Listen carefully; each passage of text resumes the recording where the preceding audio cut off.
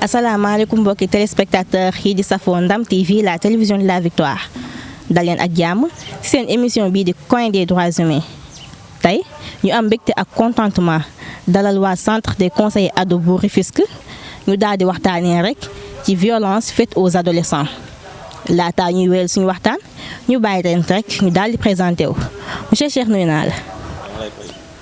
ñu bàyyi la nga présenté suñu téléspectateurs yi. waaw salaamaaleykum maa ngi tudd Cheikh Sène prééducateur centre conseil adolescent de Rufisque. bu ko defee rek ñu daal di jox micro bi ki nga xam ne moo di Matou Amar mi nga xam ne sama sista la Matou Amar nuyu naa la.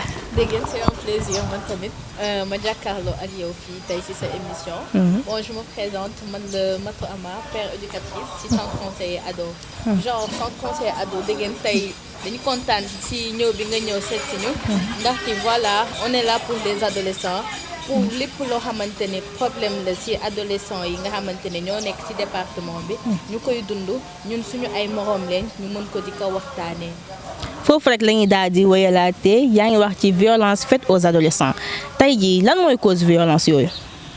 voilà dégg ngeen permets-moi me présenter de manière très brève. D'accord. Centre conseil ado bi d'abord. parce que centre conseil ado déjà. Le programme en tant que tel, c'est un démembrement du ministère de la Jeunesse avec son programme PPJ, le projet promotion des jeunes. Maintenant, si projet promotion des jeunes boobu noonu, si la ñu créé 15 centres conseils ados au niveau du pays ak ay bureau centre conseil. Maintenant, si 15 centres conseils ados yooyu noonu bii nii ngeen ñëw tey ji daf si bokk. ñuy liggéey avec les adolescents amul xaj amul seen góor ak jigéen si des problèmes yoo xamante ni daf ñu concerné ndax ku wax adolescent wax période boo xamante ne période bu sensible la et vu que période bu sensible la dafay mériter benn accompagnement te accompagnement boobu noonu kenn mënu ko jàppale ay xale lu ku si gën a yelloo ay moroomam maanaam ñun loolu moo indi le principe de père éducateur parce que ñun suñu ay moroom leen ñun ñu waxtaan ak ñoom mooy gën a yomb que mag di dem di waxtaan ak ñoom loolu moo waral notion père éducateur loolu moo waral centre conseil ado et tey nga ñëw seet si ñu di waxtaan ak ñun ci violence ça ne peut que nous honorer voilà. d'accord ci wàllum violence yooyu rek la ñuy dëkkaat ñu bëggoon xam rek source yi wala cause violence yooyu. dégg ngeen cause violence dafa bëri déjà violence yi ñoom ci seen bopp dañoo bëri te bokkul. te wute. y a des violences psychologiques yoo xamante ni ci psychologie adolescent bi lay jàpp. y a des violences yoo xamante ni c'est des violences sexuelles am yoo xamante ni mooy abus yi nga xamante ni dañ koy def ci adolescent bi. y a des violences yoo xamante ni verbales la maanaam wax sax.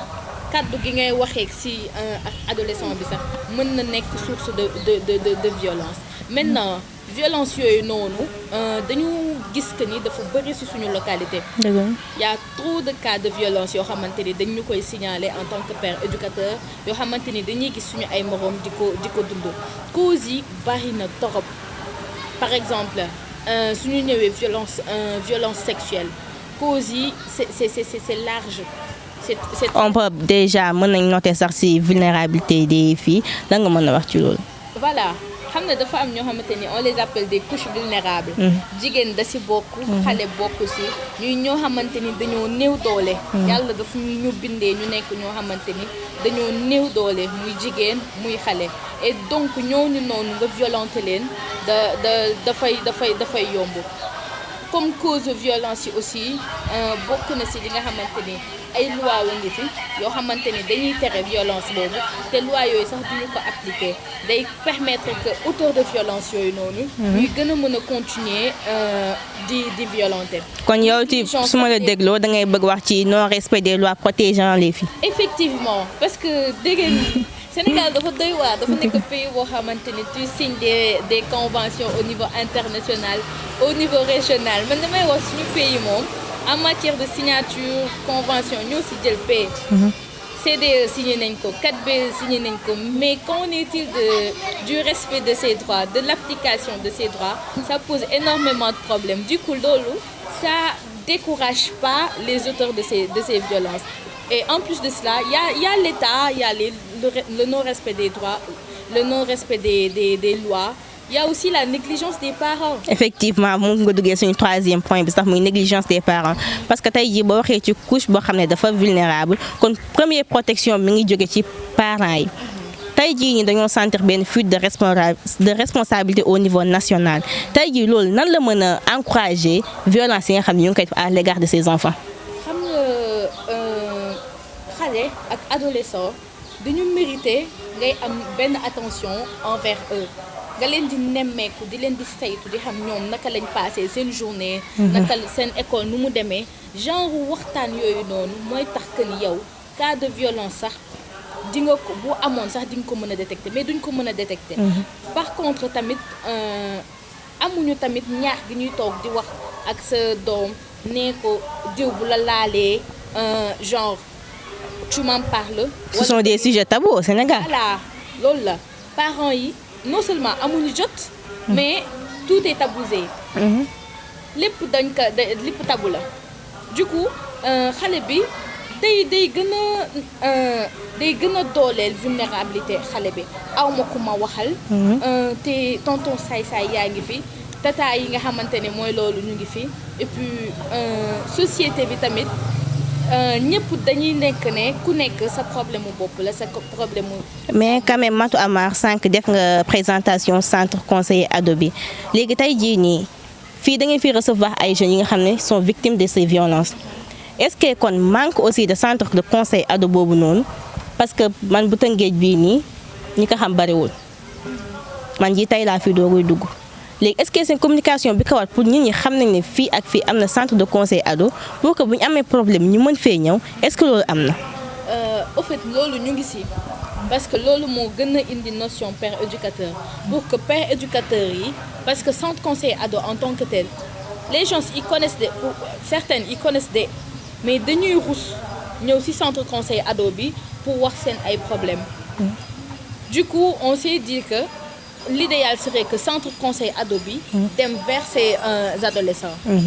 loolu moo tax dans chaque localité fii dans chaque commune am na ay pères éducateurs yooyu noonu ñooy jéem a saytu lan moo xew ci seen koñ lan moo xew ci seen gox xale yi yan problème la ñuy dund des cas de violence suñu ko détecté ñoo koy relever au niveau du centre conseil ado coordonnatrice taxawu ci taxawaay bi ci war par contre communication tamit du doy loolu moo waral émission bi ñuy def nii pour gën a xamal nit yi njëriñu centre conseil ado le centre conseil ado est là pour nous est là pour le département donc di fi ñëw il y a des offres dañ fiy def dépistage gratuit pour nga xam sa groupe de sanguin da ngay ñëw am na sax sage-femme ci biir centre conseil ado bi pour accompagner xale yi victimes de violences sexuelles xale yi nga xam te ni victimes de grossesse précoce donc centre baa ngi nii pour ñun la du coup il faut que tamit ñun adolescents yi ñu def le partage ñu koy waxtaanee di ko wax suñu ay morom pour que ñu mën ko xam dafi mën a ñëw ñoom tamit ndax ñoom la fi nekkal. macha allah gis nañ ne kon am na benn importance boo xam ne bu capital la léegi rek ñu war a dugg ci li nga xam ne moo di mariage précoce ñu bàyyi rek suñu xarit monsieur Sène daal ñu si yaatal ci loolu. monsieur Sène ñu dugg ci li nga xam ne moo di mariage précoce boo ngi doon faram fàcceel mariage précoce lan nga ñuy wax ci loolu. waaw mariage précoce mooy li ñuy pratiquer di teel a maye xale yoo xam ne majeur ñu suñ ko waxee si olof ñoo xam ne amaguñu âge pour sëy wala amaguñu tàntam bi pour ab maturité pour dugg si néegu sëy donc lu koy causé bëri na parfois pauvreté day causé parents yoo xam ne amuñu moyen pour mën a dundal seen njaboot yi parfois dañuy jël seen benn doom bu si xaw a dëgg rek ñu maye ko parfois aussi day nekk si bëgg-bëgg xale bi day gis que ni ñu ngi maye nit yi rek mu ne man foog ñu maye ma dem sëy fël ñu maye ko après mu am ay problème loolu mooy libertinage bi ngay daal di wax sax parce que léegi dañuy gis ne xale yu jigéen ñi parents yi am nañ ko naan nañ leen maye teel a maye pour éviter quelques problèmes yi léegi buñ doon woy ci conséquences yi loolu lan la mën a jural xale bi nga xam ne maye nañ ko te majeuragul. ba da koy jural ay feebar ay jàngoro da koy jural bëri na xale yoo xamante ne di leen di maye ñu dem sëy aussi di leen jur ay jafe-jafe si seen àdduna parce que buñ la teelee maye nga sëy boo demee foofu tu ne comprends pas ce qui se passe il y aura des problèmes. te en plus xale bu ñu nee précoce maanaam yow sa màgg des na mature go kon problème yooyu mën a nekk santé fragile sax de la fille si puisque moom moo war a tey jii nii nekk en état dem hôpital war def li nga xam ne moo di accouchement léegi ki nga xam ne tey jii nii ay parties yoo maturagul wala pareegul kon loolu accouchement difficile mën na ko si jural. am na ñu si bëri sama bu ma benn témoin ba am suñu koñ benn suñu may woon. accouchement la décédé. ah affaire yooyu noonu bëri na ay conséquences. parfois dañuy dem ba suñu biir duñu bëgg a di sëy bi dara dañuy bëgg a ñibbi ta fekk ñoo si duggoon. parfois seen parents yi ñoo leen koy forcé. kenn na ñëw am xaalis mooy pauvreté bi rek. day ñëwaat pauvre. ñu ne nañ ko may bu dem sëy pour mu arranger situation bi am na ñoo xamante tamit si diine lañ koy teg kenn soo amee doom moom benn at bi da nga ko war a may bu dem sëy te loolu soit seen parents yoo xam ne jànguñu quoi boo jàngulee rek yu bëri moo lay dab su àdduna ba parfois tey seen yaay dañuy nekk xale ñu may leen ñu am doom mu amul âge bi amul yooyu nañ ko maye puisque man âge boobu lañ ma mayee woon kon sama doom war nañ kaa mën a maye. waaw te fekk ne réalité yi bokkul. c'est dépassé. voilà yooyu c'est aboli yàgg na. léegi waa d'accord ñu jox Mata Amare ba xam intervention yi muy am ci wàllu mariage précoce ba léegi.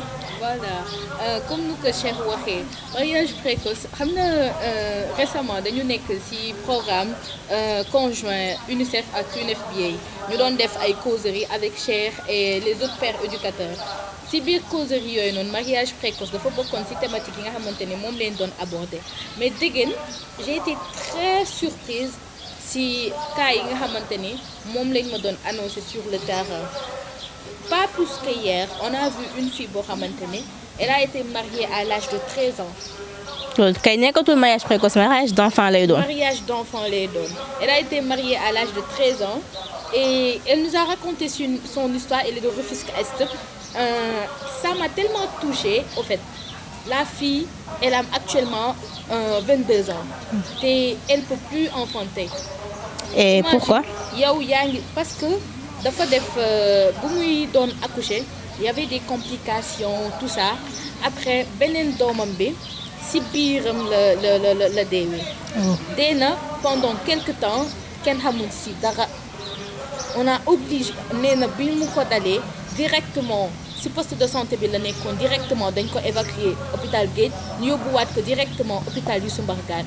Imagine une personne yow sa doom dee na si biir bi mu amee 7 mois te kenn yëgu ko. léegi Matou man li ma jaaxal mooy que ni ñàkk bakkanam sax xajoon na si. léegi xale bi nga xam ne 13 ans la am moom déjà xale enfant léegi moom maagagul mu nar a jëlaat beneen gosse. xale war a yàq beneen xaritam si beneen moroom xale. c'est inadmissible.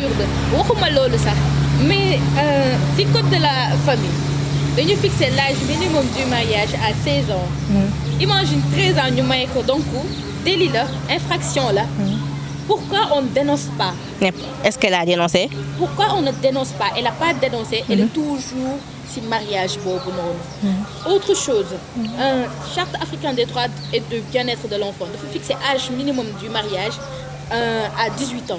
Convention relative aux droits de l'enfant daf ko fixer à 18 ans mu nekk des instruments juridiques yoo xamante ne état bi da siy tënk au niveau international et au niveau régional. mënuma concevoir foofu noonu Sénégal mu ne d'accord naa si loolu. xale 18 ans lañ ko war a mën a maye. te appliqué wu ko si code national am. maanaam si code de la famille. mu ne 16 ans non conformité des instruments juridiques c'est un problème donc pour man déggeen défi bi lan la harmoniser les instruments juridiques relever âge mariage ba 18 ans parce que 16 ans 14 ans 15 ans t'es encore enfant. Tes organes génitaux ne sont pas aptes pour benn grossesse. Ton éducation. Concernant foofu ñu rebondir rek parce que boo gisee xale bu ndaw tamit complication yooyu nekk na ay jafe-jafe yoo xam ne mu ngi koy endurer kon tey jii ñuy wax ci wàllum mutilation génitale lan nga ñu mën a wax ci loolu. dégg ngeen loolu toj na dëkk bi les MGF toj na dëkk bi dégg ngeen imagine d'abord. Quand tu parles de MGF premier li ñu lay njëkk a wax mooy que loolu amul Dakar amul Rufisque c'est dans les régions du sud. Pourquoi on te dit que c'est dans les régions du sud parce que c'est un truc une pratique boo xamante ni ethnique la c'est une pratique ethnique si ethnie bi nga bokk si waso bi nga bokk si lay dépendre on a l'habitude de voir que ni ñi koy ëpp lu ñuy pratiquer c'est les gens du sud les gens de Ziguinchor de Sédhiou de Kédougou ñoo ko doon ëpp lu ñu koy pratiquer des ethnies comme des bëgguma indexer benn ethnie mais am na ay ethnie yoo xamante ni c'est typiquement ñoom lañ si ëpp lu ñu siy gis. léegi Matou boo doon wax ak suñu téléspectateurs yi rek parce que am na ñoo xam ne aussi terme bi mën na leen jaaxal muy mutilation génitale nan nga ñu koy définir. mutilation génitale féminine nag du lenn lu dul xarafal bi nga xamante ni moom la ñuy xarafal jigéen maanaam excision te dégg damay attirer sa attention ci benn pratique mutilation génitale féminine yamul kese ci excision dëggantaan y a l'infibulation et loolu pratique boobu dañ koy fàtte infibulation ci gàttal mooy boo xarfalee ku jigéen ki ba pare da nga koy takk tëj ko pour que du mën a def rapport sexuel tant que dindiwuñu fil bi ñu ko takkee te pour ñu dindi fil bi ñu ko takkee y a des personnes âgées yoo xam te ne ay grand-mères yoo xam te ne ñoom kese ñoo chargé pour def ko paaka la ñuy tàngal ba mu tàng dagg ko avant que tu fasses sa première consommation. léegi Matou joxoon ma monsieur Sène micro bi rek mu wax ñu la mooy conséquence mutilation yooyu noonu. ba conséquences yi moom bëri na trop. en fait conséquences yi am na si ay décès. au début hémorragie bi quoi. au début dina am ay conséquences yu douloureuses. bien que dina sentir ay métit ci yaram. parfois dina am ay problème pour di gis ay réglam yooyu. day am ay problème ba aussi am na si am na tamit si sida bi tamit da si am. mooy santé fragile de la femme. dëkk mën na ko si jëlee. aussi ku jigéen gi dina am ay problème du yëg bànneex comme ni nga war a yëgee. par rapport ak keneen ku jigéen koo xam ne moom defal ñu ko. xarafal boobu defal ñu ko. mooy insatisfaction dans les moments intimes sax. aussi da ngay gis si yenn gox yi fii si Tëngéej parce que ñoom ethnie dañ koy pratiquer foofu. comme boo demee côté Tivaouane Peulh côté yooyu nag. am na ethnie yoo xam ne xam nañ ethnie mais duñ ko cité quoi. mais am na ñoo xam ne dañuy pratiquer tradition ba am ñoom tradition la si ñoom. parfois seen yaay di ñoom di leen ko defoon. ak seen maam bi dañ ko daan def. dañ continuer soo ko defulee dañ lay xeeb wala dañuy nekk yow danga xeeb. c'est une tradition. waaw affaire yooyu noonu. léegi Matou wéyal ñu rek ci conséquences yooyu parce que du benn du ñaar. dégg ngeen conséquence MGF dafa bëri dafa yaatu. te yàq dund xale bu jigéen sax xaj na si yàq dund xale bu jigéen bi xaj na si du moment où partie bi nga xamante ni parce que. sont des parties sensibles. le domaine de c'est le domaine de la science.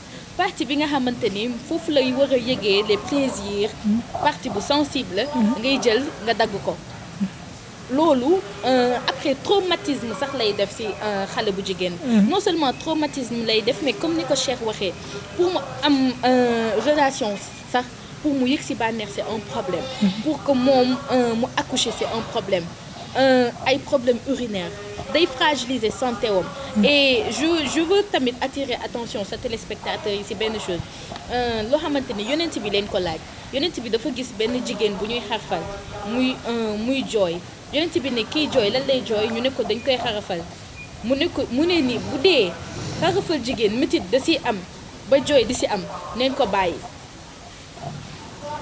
ce que je dis là c'est une chose boo xamante ni vous pouvez vérifier ça parce que c'est pas des trucs yoo xam te ne je l'ai inventé c'est les paroles du prophète bu nekkee ne yonent bi sallallahu alayhi wa sallam moom mi nga xamante ni ñun mooy suñu yaakaar tey ak ëllëg moo war a tenir genre discours yooyu ñu war a xam ni que ni loo xamante ni day lor nit islam doxu ci amul benn pratique boo xamante ni wala benn culture boo xamante ni da ko war a valider te mu ngi présent ici à Rufisque il y a des communes comme Bambilor Tivaouane Peulh Niack Gorom on sent que la pratique est toujours là suñu ko defeewul fii sax on est obligé de prendre ses enfants yóbbu leen ci seeni village d'origine pour honorer seen tradition et c'est quelque chose de très grave parce que xale bi dafa am son droit mu épanouir mu sentir que ni moom nit la jouir de tous ses droits et loolu noonu mën nga yàq àdduna xale bi mën nga ko rey et je lance benn appel suñu parents yi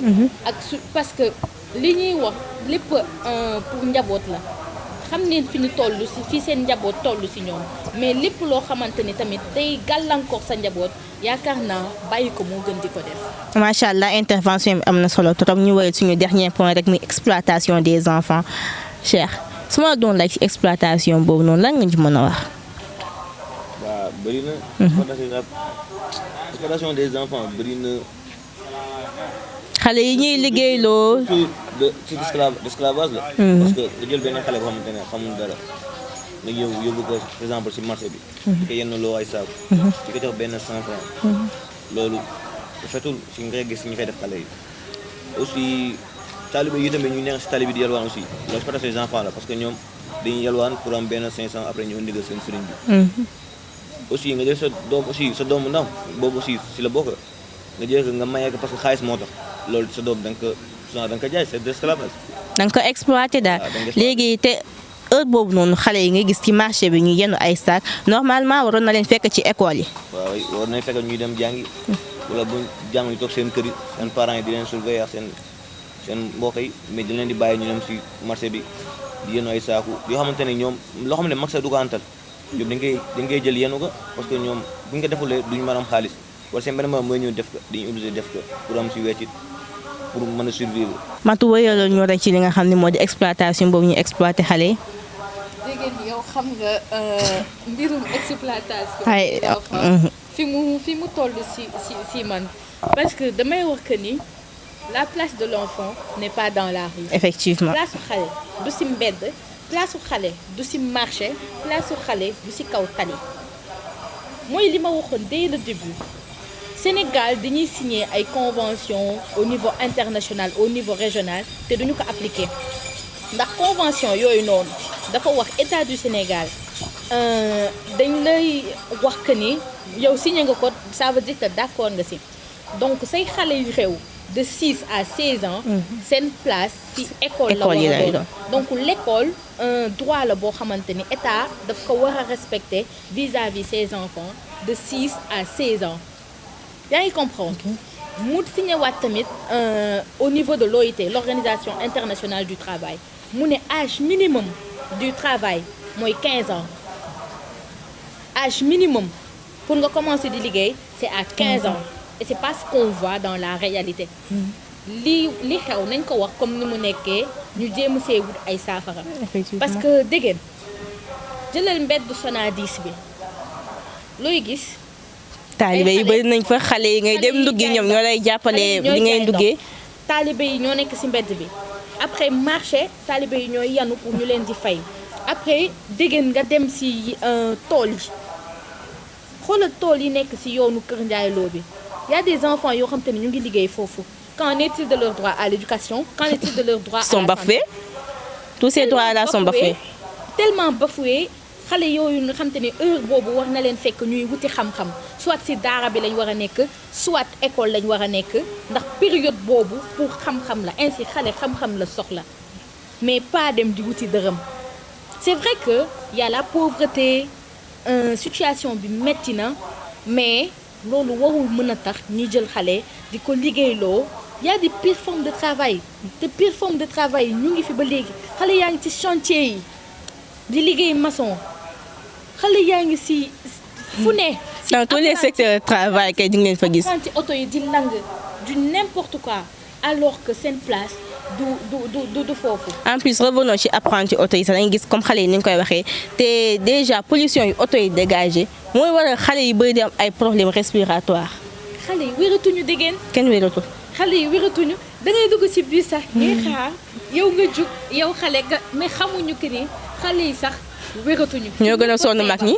ñëpp a feebar. ñëpp te loolu noonu genre loo xamante ni dañ ko war a wutal ay farata parce que avenir bi ñun la de. l'avenir c'est les jeunes l'avenir c'est les enfants. et avenir boobu noonu dañ ci war a investir yeneen pays fañ lañ ñu rawee mooy que ni ñoom dañu investir ci seen ay ndaw. seen ay jeunesse ñu am benn culte de redevabilité xam que ni kii daf ma defar. comme man tamit dama war a defal sama réew par contre bu dee xale yi da nga leen bàyyi seen droit à l'éducation bafoué seen droit à la santé bafoué ñooñu xale noonu tey bu ñu màggee du ñu xam dara. te formé woo leen ci citoyenneté aussi. voilà mu ngi noonu déggin c'est des cas yoo xamante ni y en a à gogo dans ce pays y en a à gogo dans ce département et tamit parents yi aussi dama leen di ñaax kan mooy yanuloo xale yi sa doom da ngay bàyyi yow sa doom sa kër fekk ay xale ci marché bi di leen yanu loolu diis di leen jox ay miettes je dis encore une chose déggeen est-ce que xam nga trafic bi nekk ci mendicité trafic bi sànq dafa mel ni sànq Cheikh xaw na kaa brosser tuuti sax. les parents sont complices am na xale yoo xamante ni ay xale taalibe leen seen parents ak seen sëriñ ñooy travailler ensemble parent bi amul lu mu ko dundalee il est obligé jox ko sëriñ bi pour que moom si li mu yalwaan si li ñuy dundalee ñi nekk sa dëkk ba. D'accord. Par exemple xale bi mu ngi war a indi 500 francs par jour 500 francs par jour le mois c'est combien c'est 15 000 francs 15 000 francs sëriñ daara bi par contre jël 5 000 jox yaay ji 10 000 10 000 yooyu mooy servir à ce que ñu mën a dundal ñi nekk foofu. gis nga commerce ak trafic bi nekk derrière la mendicité moo tax problème bi dina fi yéex a jóg ndax les parents sont complices les sëriñ daara sont complices mais nous aussi nous sommes complices. mais Batou da nga ne problème yi kon am na ay mesures yoo xam ne war nañ ko yóbbu saafaraal ko monsieur Sène selon toi yan mesures lañ war a jël pour que exploitation des enfants yooyu wala mariage précoce wala même violence faite aux adolescents mën koo saafara ci réew mi. Comme Sénégal c'est un pays pauvre. Il y a beaucoup de solutions à prendre. En fait, pour la dernière question. C'est l'exploitation des jeunes. Oui, ñu créer ay centres yoo xamante ne xale yi xamante ne ñoom jànguñu école. ñu leen foofu di leen jàngal ay métiers yoo xam ne dinañ nga mën continuer di ko def. Ce sont des métiers d'avenir. Voilà, des métiers d'avenir. ñu xale yi tamit taxawal tali bi ñu yóbbu leen ay fu leen yóbbu. est-ce que xale yooyu taxawaay tali bi sensibilisation bi warul njëkkee ci parents yi. Oui parents yi ñoom tamit foog ñu waxaa ñoom. parce que aussi comme Sénégal c'est un pays pauvre c'est ça le problème xam nga su nekkoon ay pays yoo xam ne développé yooyu doo ko gis. kon yow selon toi lépp pauvreté bi moo ko waral. Oui c'est la pauvreté. mais aussi parents yi foog ñu ñëw parce que parents yi ñoom ils n'ont pas la bonne information. parents yi foog ñu ñëw di waxaa ñoom comme instant yi ni ñu koy defee pédagogie di waxtaan ak parents yi. sànq Matou yaa ngi doon wax ci xale boobu nga xam ne dañ ko may à l'âge de 13 ans léegi tey jii nii tu as dit aussi que ni moom elle n'a pas osé dénoncer acte boobu ñu ko def tey jii nii bu ñëwoon ci wàllum dénonciation naka ngeen ni sensibiliser ñi nga xam ne ñooy victime ci violence yooyu à ce que ñu mën a ñëw ci auprès de ci centre ado yi mën a wax seeni problème pour ngeen mën leen conseiller. dégg ngeen j'ai été violée c'est pas de ma faute. J'ai été donnée en mariage précocement. C'est pas de ma faute. J'ai été harcelée. C'est pas de ma faute. Du honte. Du loo xamante ni c'est ta faute ba ngay am gàcce di wax see diisoo ak ñi nga xamante ni ñoom nga si war a diisoo. gis nga su fekkente ni je suis victime de viol ma làkkatu sama coin wala ma renfermer wu sur moi. Jamais au plus grand jamais cas viol ñu régler ko il faut oser dénoncer osons dénoncer. verbal yi noonu oser. il faut oser dénoncer yow du loo tay du loo xamante ni danga ko def gis nga centre conseil ado foo ñëwee kenn du la juger d'abord fii entrée bi c'est def si muy si en face Valda bi déjà kenn du xam yow fan ngay dem. Il y a une bibliothèque à l'intérieur. CEDEPS mu ngi fii centre conseil ado mu ngi fii il y a tellement de sites yoo xamante ni ñu ngi ci biir local bi du coup tu peux entrer ba génn kenn xamul yow loo fi doon def. d'accord sànq aussi ñu dégg ngay wax ci wàllum loi et tout ça est-ce que kon tey jii nii bu ñu durciroon sanction yi.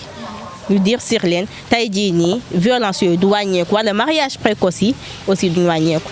dégg ngeen avant que ñuy wax ci sanction yooyu noonu man sama dénonciation bi dafa maa ñor de oser dénoncer fii nii tu viens tu te rapproches ci benn père éducateur xam nga lan la ñu njëkk a jàngal suñu formation on l'a fait avec la coordonnatrice madame Yandé lan la ñu njëkk a wax la confidentialité je suis père éducateur c'est pas que damay ñëw dégg ngeen raconter ma son histoire que j'en parle dans tout le quartier c'est des gens yoo xamante ne dañ leen former ci confidentialité ñu am bàmmeelu biir nga ñëw tamit ci CCA bi tu trouves la coordonnatrice amul lenn loo xamante ni da ngeen koy waxtaanee fii luy génn ci biti donc parlez-en ngeen ñu ñëw y a une sage-femme ici victime de grossesse précoce tout ça on peut faire le suivi ici bu jaree ñu dem gisi psychologue coordonnatrice mettre la en rapport ak psychologue bu jaree ñu inviter les parents discuter ak moom coordonnatrice def ko ñun xale yi tamit ñu impliqué aussi d'abord ñu dénoncer ba pare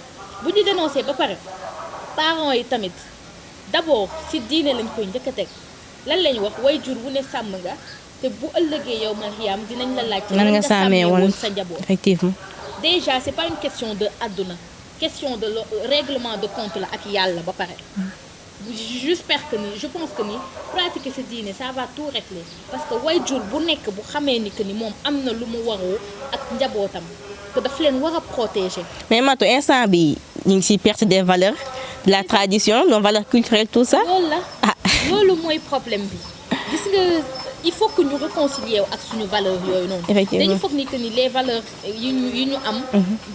dañ ko xeeb bay jigaane leneen. tout est là. tout est là lépp soo ko xoolee ci suñu ay valeurs soo xoolee ci suñu ay pratiques wala na xool ci suñu diine tu vas voir que le problème va se régler. on a de très bonnes choses avant que ñuy dem nag ci état na signer d'accord c'est bien ñuy signer ratifier mais veillons à l'application mettons les conditions yoo xamante ni dina permettre ñu suivre les lois yi nga xamante ni moom lañ teg ba pare et que sanctions yi mu bañ a nekk des choses yoo xamante ne da ngay tëdd violer benn xale ñu ne la 10 ans la après nga tëdd 2 ans après nga génnaat ñu gracier la non non appliquons les lois mu xam ni que lii boo ko defee lii moo la siy fekk et ça va régler le problème. en plus tamit xale yi si boppam jigéen si tu me permets. ok vas-y. xale yi si boppam tamit ñu mën a xam tamit fi ñuy teg seen tànk. c'est très important. on peut te protéger mais protection tamit si yow lay njëkkee yaa war a gën a mën a protéger sa bopp. xam fi ngay teg sa tànk. xam li ngay def à chaque fois pied boo posé nga analyser les conséquences lan moo ci war a mën a juddu ëllëg. def fexe def loo xamante ni sa parent du la ci fekk ba pour bay teg yeneen ay wax naan que ni dangaa të wala il faut que ma maye la wala il faut que lii wala il faut que lee du coup il faut que ñun tamit ñu montrer suñu ay parents montrer suñu société que nous sommes responsables. Cette notion de responsabilité est très importante. On est du tiers-monde sans que c'est qui on est pauvre. Mais c'est à nous de changer la donne. C'est à nous de changer la situation. Et c'est pas que si dugg si ay des choses yoo xamante ni sont futiles que si lañ ko mën a changer. Le changement c'est d'abord la prise de responsabilité. xam man maay kan xam lan laa bëgg dans ma vie xam nan laa war mën a def pour atteindre sama ay objectifs te jéem see nekk c'est ça pour moi. macha allah intervention am na solo trop mais comme que temps bi dañu xaj ñu bàyyi rek nga wax message bi nga bëgg jàllale ak sa mot de la fin. Ce mot de la fin, d'abord je te remercie. C'est pas ici, c'est pas la première fois. Effectivement. On a bossé ensemble dans les clubs droits, tout ça. On a cheminé ensemble. Depuis le lycée. Et voilà, d'y remercier aussi cette télévision, Dame TV, et d'y ñaan que suñu collaboration mën a dem ci kanam, que émission bi bañ a yem tey qu'on fasse encore des émissions sur des thématiques yoo xamante ni dafa concerner les adolescents. di wax aussi comme fi ma tëjee sànq rek lay rebondir sama message di wax que ni l'avenir c'est nous. Il faut que ñu relever l'Afrique et du ay wax kese la passons à l'action. nee ñu jàng ñi nekk école nee ñu góorgóorlu ci seen jàng ñi nekk ci yeneen école de formation nañu góorgóorlu ci seen formation ñi commencé seen ay travail nañu góorgóorlu ci lu ñu nekk ku ci nekk ci fi nga nekk nga bay ci sa waar ku ci nekk nga montrer une responsabilité nga réconcilier wu ak sa ay valeurs parce que Cheikh Anta da doon wax l'Afrique réconciliée avec son riche passé et ses humanités égypto-nubiennes en se portant sur sa pente de destin fédéral connaîtra un nouvel âge d'or. Âge d'or boobu noonu laa bëgg ñu yëkkati ko âge d'or boobu noonu c'est dans la responsabilité et aussi dans la réconciliation avec nos valeurs qu'on peut le faire. Macha Allah, merci beaucoup. jàll si Cheikh rek comme moom borom intervention bu riche bi macha allah Cheikh lan ban message nga bëgg jàllale say internautes ak lan mooy sa mot de la fin. Bah, avant tout, je tenais à vous remercier. Parce que c'était pas facile quoi. Ñu ñëw fii def émission ba di leen ñaan aussi yàlla seen télé bi yàlla mu bokk ci télé yi xamante ne moom la ñuy suivre partout dans le monde. di wax aussi parents yi ñu gën a farlu ci seen njaboot yi parce que xam ne yàlla mayu ñëpp doom ku am doom da nga ko war a sàmm jàngal ko yar ko ba ëllëg mu jariñu parce que lu mu matu wax rek c'est nous l'avenir ñu ñoo war a parents yi ñu avenir mais ci parents yi lay commencer parce que parents yi suñu sàmmee seen doom yi mën nañu avenir bu meilleur bu baax pour suñu dëkk bi gën a avancer. aussi di wax jeunes yi nañ góorgóorlu ñu jàng bu baax ñu liggéey boo xamante ne dañ ci mën jariñu ñu bañ a topp influence bu dëkk bi rek pour ñu def ay loo xamante ne naka sudul noonu. Chers téléspectateurs, merci d'avoir suivi votre émission et on se donne rendez-vous prochainement. D'ici là, portez-vous bien.